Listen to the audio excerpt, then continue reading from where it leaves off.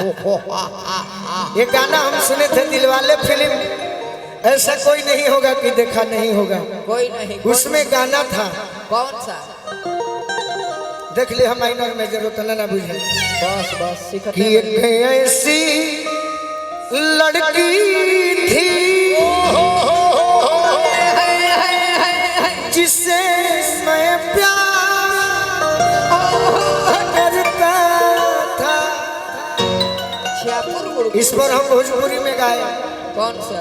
सिवान जिला के सोनू सिंह सऊदी जी लिखे। जब हाँ जी, ये मेरा दुर्भाग्य है कब का? कि मैं उसको एल्बम में बाद में गाया। हाँ जी, स्टार्टिंग में गा देता तो उसका गाना आज का व्यूअर कम से कम 500 मिलियन होता। बहुत बहुत। और एक ही नहीं गाना, नहीं, दूसरा गाना भी सब लोग सुने होंगे। हाँ जी। कि तहराब के हुदा के ता क्या बात है? सुने हैं भैया? तकलीफ हो खेला बहुते होला, बहुते होला। लेकिन क्या करें, गरीब घर के लड़के हैं, रोज मेहनत करते हैं पर डे। हाँ जी, टाइम नहीं मिलता कि स्टूडियो जाएं।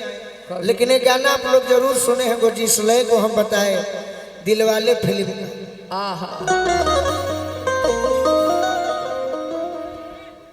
जगरे से लभ भइलू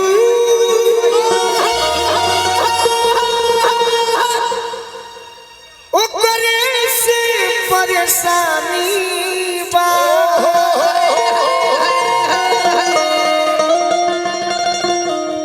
इसमें बजाना है। हाँ जी, इसमें बजाना है। ये से ले ला। ऐ सनमी करम तारो लागे खानदानी बा।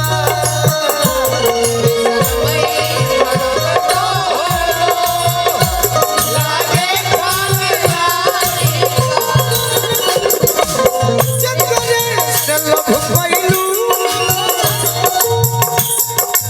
क्या बात है? ओकरे से परेशानी बा।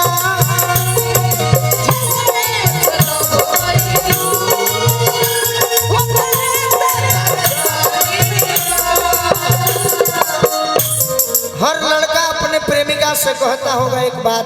क्या? कहता होगा? काश तू चांद होती और मैं सितारा होता। हाँ जी, काश तू चांद होती और मैं सितारा होता।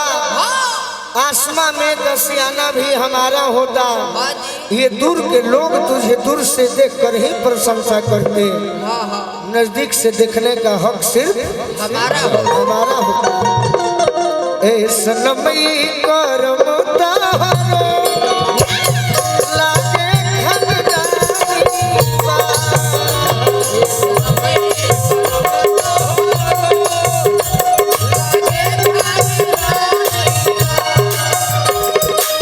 भरत शर्मा जी का लय बजाया।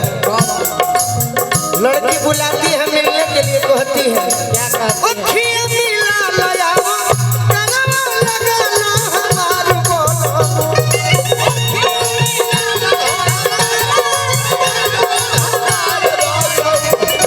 अखियाँ मिला लयाओ, कलवा लगाना हमार बोलो।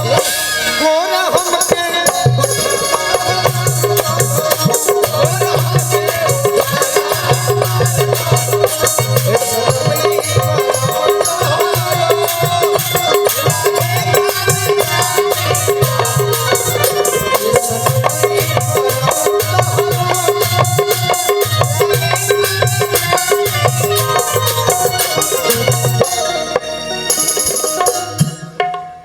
बड़ी मेरा सौभाग्य है रंजीत भैया, सच कहता हूँ बहुत बहुत। कि इस जगह पर ऐसे ऐसे बड़े भाई मेरे गीतों को सुने हैं। नहीं तो हम तो अनजान हैं, जगह भी अनजान बा। शुरू में बुझाइल है कि मजा ना आए, सही बात है। लेकिन अच्छा लग रहा है कि ऐसे ऐसे गीतों को सुने हैं। वाह। न ते घड़ी तो पूरा बिहार सुनत है कहीं गीत। कौन? बैठा रही केरा के थम। लेकिन कितना अच्छा गीत हम प्रयास की। नर्मदा ऐ सनमी करम तारो लागे खानदानी बा।